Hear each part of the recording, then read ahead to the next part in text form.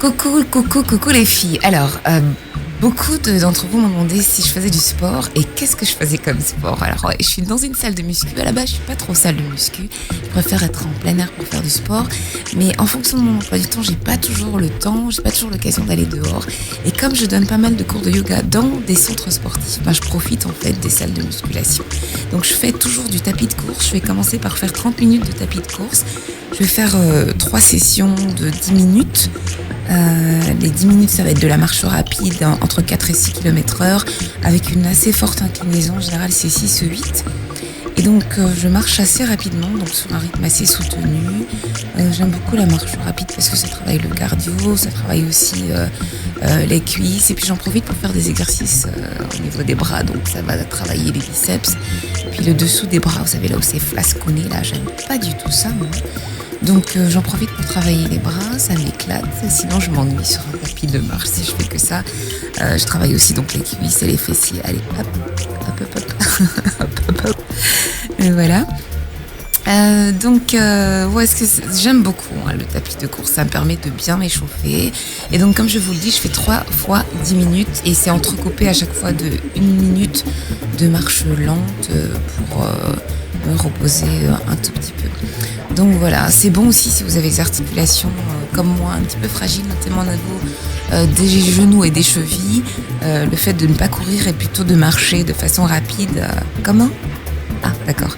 Ouais, de marcher de façon rapide, ça permet de faire attention aux articulations. Quand j'ai fini mon tapis de marche, je vais aller faire du vélo.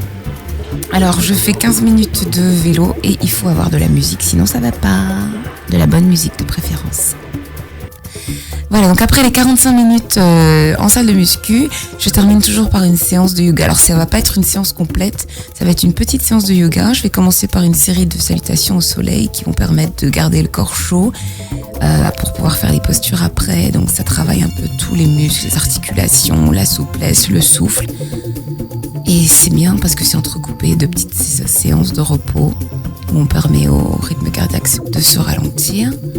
Donc pour celles qui ne le savent pas, je suis professeure de yoga et j'essaye le plus possible de ne pas faire du yoga que quand je donne des cours, mais aussi quand je fais mon sport à moi toute seule.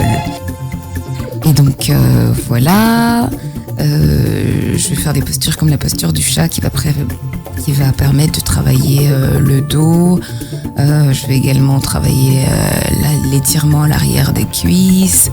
Je vais travailler la souplesse au niveau du bassin et du dos. J'aime bien travailler en fait tout ce qui me permet aussi de lutter contre mes douleurs du bas du dos et puis tout ce qui permet aussi d'étirer, de détendre la colonne vertébrale, l'arrière des cuisses et d'irriguer le petit bassin.